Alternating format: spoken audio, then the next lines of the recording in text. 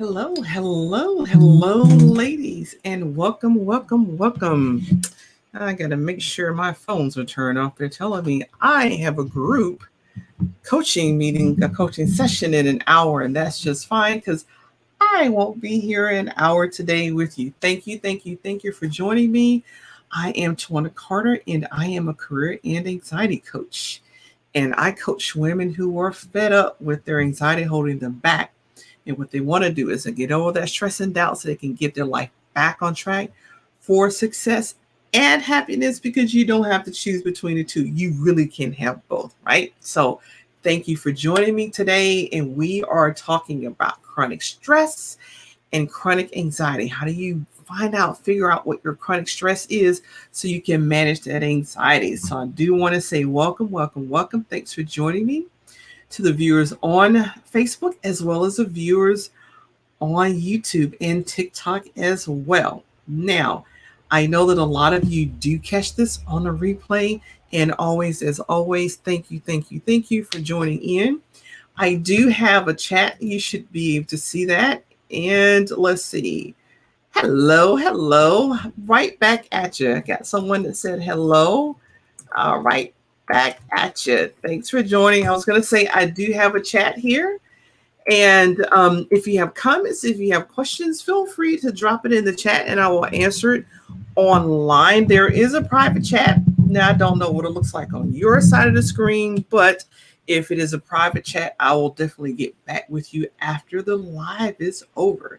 Even if you catch this on a replay, you got questions, you have comments, feel free to drop in there because I do circle back and answer those questions, right?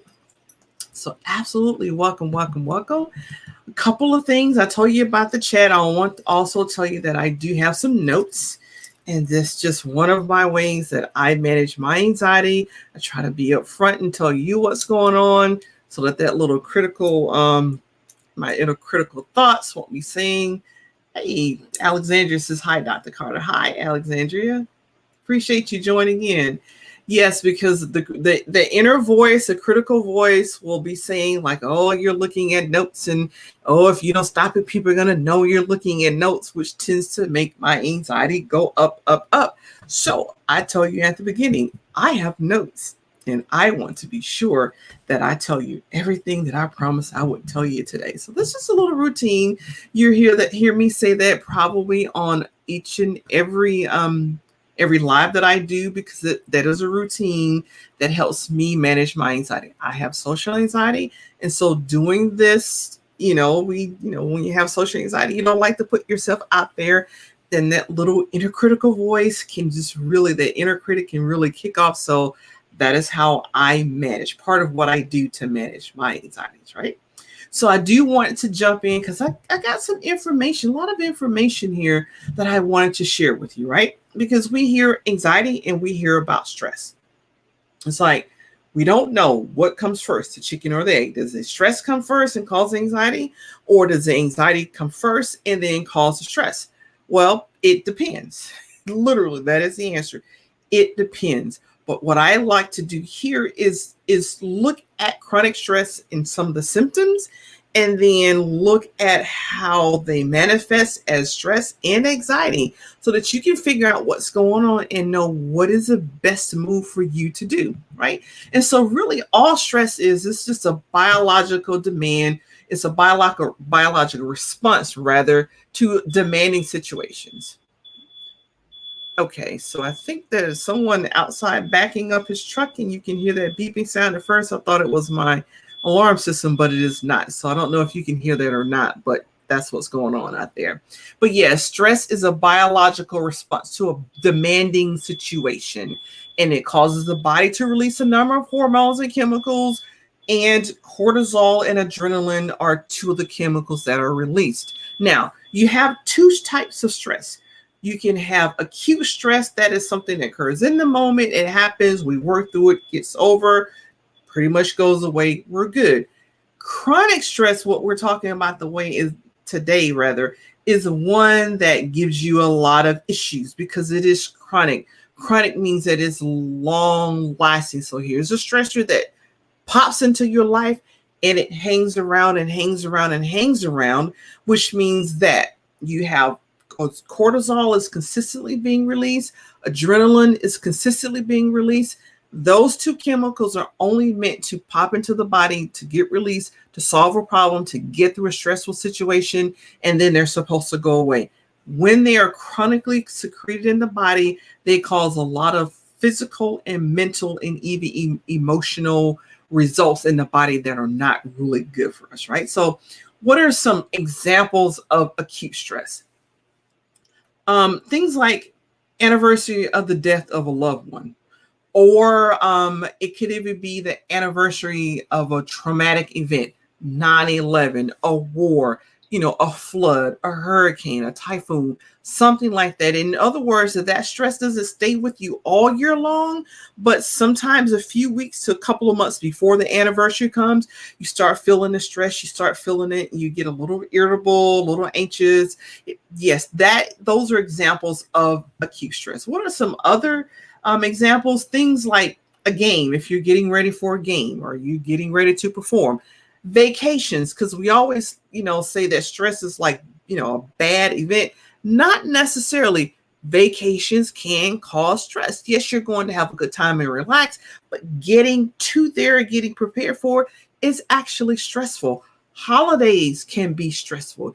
Great to spend time with family for some of you, right? And I really thought that I put my phone on vibrate. I guess I took it off. But yeah, so vacations and holidays can cause acute stress. It doesn't hang around forever, but at the moment, it can cause acute stress, right?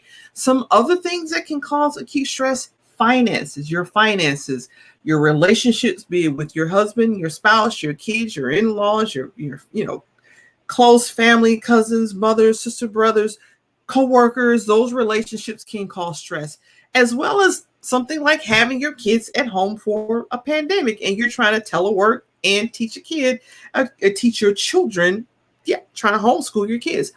All of those are acute stressors. But notice something different about the last three: finances or relationships and your kids being home for a pandemic. They are acute, but they can become long lasting or become chronic stress, which is what we want to talk about today. Chronic stress lasts, this long lasting, it hangs around. Some other things that can cause chronic stress: illnesses. It can be your illness or the illness of a loved one. Sometimes when people get cancer and they battle cancer for a really long time, it takes its toll on the family around that person as well as that person, right? Some other things is being at a toxic job. It's acute at first, but if you stay in that job and it becomes even more toxic over time, it can cause chronic stress. And, what's the deal with chronic stress is when those hormones are released and those chemicals are released, and you get physical reactions to that. You get higher blood pressure can increase. You can get headaches, you can get stomach aches, and over time, you get a whole host of other illnesses that can occur, which can take you from chronic stress and then shoot your anxiety levels up the longer it goes. So that's the thing. Chronic stress over time, one of the results is fight or flight. And if you're in fight or flight, you have anxiety.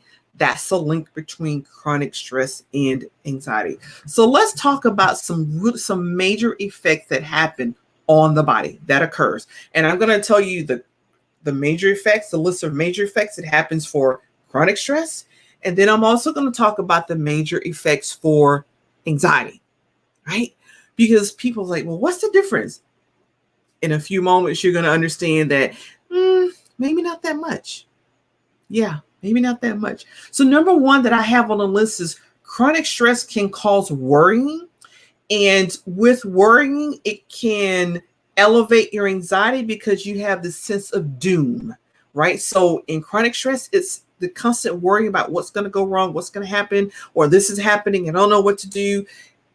It can trigger your anxiety till you have this constant sense of doom. Something bad is going to happen each and every day, all all day, some of the day. So you see that, yeah, chronic stress can cause worry.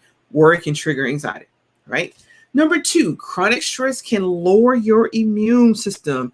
Absolutely. That is why you have an increased risk of those autoimmune system diseases like arthritis, like lupus. You can get diabetes, right? So what happens is chronic stress really stresses you out, and what you find is this coping skills you have, they're not working for you. When your coping skills don't work and you don't feel like there's much you can do, it can trigger anxiety and trigger a panic attack in some people. So yes, it's chronic stress, lower immune system, your coping skills aren't working for you, they can trigger a panic attack. Yeah, there's that bridge or that link between chronic stress and anxiety. Also, chronic stress can lead to depression. That is why, and depression can also be right there, coexist with anxiety. That's why we say that anxiety is a sibling to depression, because often when you have one, you have the other, and you can have both. I see a lot of people with both. They have anxiety and they have depression. For some people, the depression is worse than anxiety. For other people, the anxiety is worse than depression, but they're siblings. They exist right along with each other, right? And so number 4, chronic stress can cause headaches. From that excessive worry and excessive stress, it can cause headaches. Also, if you have anxiety, you know that you can get anxiety and have headaches as well. Yes, stomach aches. Yes, pain. Yes, those things can happen with chronic stress, and it can also trigger your anxiety. Same symptoms. Chronic stress, anxiety, same symptoms, right? Number 5, chronic stress can cause irritability because your coping mechanisms are not there. Your coping skills are not working for you. You're worried all the time. It causes irritability, which means that you have this constant worry, which can then trigger anxiety, and you feel like you're on guard, which have irritability. And then you get the headaches as well, because you feel like you're on constant guard trying to figure out what's going to go wrong next so I can handle it. Makes you irritable, makes you snap at people, snappy. And some people get like really sarcastic. Me, I do. I get very sarcastic when I am stressed and my anxiety mechanism has been triggered. I get extremely sarcastic. So I own up that one. I live that one. I own up to it. Absolutely. Number 6, chronic stress can also cause breathing problems, and so can anxiety. It can also trigger anxiety because you get that like you can't catch your breath, and then some people feel like, oh my God, I'm having a heart attack. Then they're in fight or flight. The anxiety mechanism is tripped, and there you go with breathing problems, especially if you have a panic attack. Absolutely. Or if you, like me, you can have asthma, which also makes you feel, it just takes away your breath, which also can trigger an anxiety attack, right? Because again, you have a suppressed immune system when you have chronic stress. So if you have asthma, you can have more symptoms and have more asthma attacks, right? Number 7, chronic stress can also cause a loss of sexual desire, which can trigger anxiety, especially if your partner is like, excuse me, you got another headache. You don't really, it's been 3 weeks. Definitely can cause anxiety all around, right? It can trigger. So yes, loss of sexual desire for chronic stress, but also with chronic anxiety as well. And I have down here my last one. Nope, got number 8. I have a few more to go. So extreme fatigue. Yes, chronic stress. Remember that I told you that the immune system is suppressed. So you can get really extremely fatigued with chronic stress, and you can actually feel the same way with anxiety because you're exhausted. Your fight or flight mechanism is at play all the time, burning a lot of energy, and you can actually just feel exhausted. Okay. And number 9 is hypertension. Yes, you can get high blood pressure from the chronic stress, from the worry, and as well, you can get increased anxiety and increased hypertension or have hypertension when you have anxiety as well. And 10, I kind of alluded to before with extreme fatigue and the headaches and the stomach aches, you can get muscle aches and all sorts of pains, just very painful. And I know I am one that when mine is out of whack, constant stress and anxiety, my joints do start to ache. And that's like one of my clues that I need to check some things out and see what's going on with me. And then finally, number 11 is perceived loss of control. Chronic stress can make you think you don't have control, which in turn triggers anxiety, which takes you into fight or flight, because if you don't have control, you don't know what comes next. And one of the basic human needs that we all have is kind of a routine. At least I need to know what's happening to me next. Here go panic, COVID-19, pandemic. That is why it's causing so much people chronic stress and anxiety, because we don't really know what's going to happen, right? So I want to say that I listed a number of things here: depression, headaches, irritability, extreme fatigue, loss of sexual desire, hypertension, muscle aches and pains. All of those things can be caused by chronic stress, and you can also have them in anxiety. But there are a number of medical illnesses that those are symptoms for. It's important to note that when you feel these symptoms, especially if you're feeling a number of them, go see your primary care doctor. That is very important, because if you have a headache is a warning sign that something else is wrong. It could be something else wrong in addition to the chronic stress, in addition to the anxiety. Go see your primary care physician so they can run the battery test and check everything out. Because some people have had a headache only to find that it was an aneurysm, right? Some people have a headache and they've never had high blood pressure before, and they had a constant headache. They went in to see their doctor and found out their blood pressure was elevated and it was almost in stroke zone level. So please, if you have a number of these illnesses, these stressors and symptoms, don't just assume it's chronic stress, or don't just assume it's your anxiety. Go see your doctor. When they do all the tests and they come back and say, hey, we really can't find any reason for your headaches. There's nothing medically wrong, nothing going on. It's not chronic fatigue syndrome. It's not this, it's not that. We really can't pinpoint anything that's going on. Also, when you're there, be sure to tell them that you have chronic stress or you have chronic anxiety, because then they can link the two together, link the pains or symptoms you're feeling to that chronic stress or to that chronic anxiety. But don't just try to, do your breathing to relieve a headache, because a headache may be evidence of a more serious illness. So that's very important to know. Now, I have gotten clients that were referred to me from their physician saying, yes, you have this illness that's wrong, but this short of breath panic attacks, that's anxiety. You need to get assistance for managing anxiety, right? And I love that, because, I don't have to go, did you see your doctor first? Those doctors are saying, hey, go get that anxiety taken care of. We have the medical stuff, but what you're experiencing is anxiety. You need separate help for that. Most primary care doctors and like your cardiologist and your rheumatoid doctor, they're not going to treat for anxiety. Some of them may give medication. And I get it. Some people don't want medication, which is why as an anxiety coach, they come to me, because they want to do a holistic, natural way to manage that anxiety without going on another medication. And that's saying I am not against medication. Whatever way you come through my door, I work with that. Okay. I'm not for or against. I don't believe in medication shaming, because I've seen people that it just helped. They needed that short course. They needed it. And they say, hey, I've been on it 4 months. I talked with my doctor. He's okay to bring me off. Can you help me manage my anxiety on my own so I don't have to take medication? I work with anybody who comes through the door. Right. So now I've talked to you about all the things that you can get, all the symptoms, and the link between the chronic stress and anxiety. So probably what you're waiting is like, okay, all of that, I'm experiencing all of that. So let me just go over a list of some things that you can actually do to manage. And these list of methods, you can actually use them to manage chronic stress as well as anxiety. It will work. They will work for both. Number one, understanding the signs and symptoms. And I just gave you that long speech, right? Understand those signs and the symptoms. If necessary, see your primary care doctor. If you get checked out and they run a battery test, you go see all the specialists and you're fine. Yes, then you can come back and say, all right, it is time for me to figure out where the stress is and how I need to manage it. the best.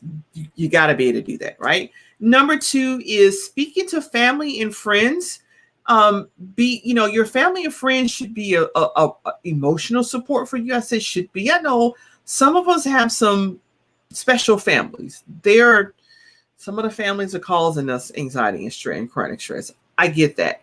But that's why I say family and friends, because you can choose friends who provide you emotional support, and they can help you to get that motivation to take the action that you need to bring that chronic stress down or recognize your chronic stress.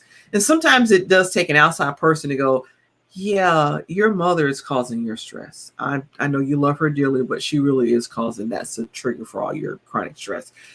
An outside person can actually tell you that. Your friends can tell you that as well. It can be painful, right? But you need to know what the stressful trigger is, right? And of course, identifying your triggers, because it's not always possible that you can avoid a trigger. That's why you need to know. And that's one of the things that I do with my clients. And some of them have been shocked to figure out that their triggers have been. It's been like, is that what it is? Is that? I'm around that all the time. I didn't know that was a trigger. That's the importance. Identifying a trigger so you can then go back and develop coping mechanisms that actually work. That's a huge part of what I do as an anxiety coach, is help people to figure out what the trigger is. First of all, list all the triggers, figure them out, and then develop coping skills to manage the anxiety. And most of the time without medication, because that's what my clients come to me for. Exercise regularly, whatever it is, physical activity. Basically, if you're chasing down a toddler, or you're doing bowling or swimming, anything that you do, any exercise you do, your body releases endorphins, and it just helps you feel good, right? And then it kind of helps you get rid of the adrenaline and the cortisol, which actually break the body down. So whatever tickles your fancy, whatever you enjoy doing, that's the exercise you should be doing, right? Another thing that is really helpful is self-hypnosis. It only takes a very few minutes a day, but the results are very powerful, and they allow you to feel in control again, because when the chronic stress hits or the anxiety hits, it is you yourself who's hypnotizing you to manage that stress and anxiety. Very powerful method for reducing stress and anxiety. Try mindfulness as well. People who practice mindfulness is a form of meditation. You're going to use the breath, center on the breath, and it's, managing the thoughts. So really not so much as managing the thoughts as just focusing on one thing, be it your breath, a picture, a mountain, whatever you do, whatever you're concentrating on, you're mindful as you're concentrating on that. And it just increases an awareness in the body and your surroundings, and it makes you live in the present, in the moment. And there's a lot of research of how wonderful mindfulness is, and how it can reduce stress and anxiety and depression. So you get a 3-for here, not just a 2-for, but you get a 3-for with mindfulness, right? And improve your sleep quality. Getting too little sleep or too much sleep can really mess with your circadian rhythm. So definitely shoot for 7 hours if you're a 7-hour person. And I say that because some people are a little less and some people are a little more. Just kind of shoot for a routine, going to sleep about the same time, getting up about the same time, reducing your screen time, the lights on your screens as you're getting ready to go to bed, kind of avoiding caffeine, alcohol, or intense exercise right before bed. Unless you're me, I'm one of those people, I can exercise right before I go to bed. Hard, intense exercise and sleep like a baby. Doesn't bother me at all. But for most people, it does rev up your energy. So I wouldn't recommend exercising too close to bedtime. Okay. And so again, these are a lot of great tips, and don't feel you need to use every single last one of them, because that may get overwhelming. Over time, try 1 or 2 just to see what works best for you, then stick to that. All right. So hopefully you found this helpful. If you found this helpful, go ahead and give me a thumbs up or like the video. And, while you're at YouTube, go ahead and subscribe. And those of you that are catching on the replay, if you don't want to chase down my post to try to find the replay, you can actually go to my YouTube channel and watch it. You can binge watch everything there, right? I do appreciate you all for joining me, and hopefully you found it helpful. Now you know a little bit more about chronic stress and anxiety and the bridge between the two, right? I will be back here next Tuesday, 7:30 Eastern Time, 6:30 Central, 5:30 Mountain, 4:30 Pacific Time, and 9:30 in the morning, Sydney, Australia time.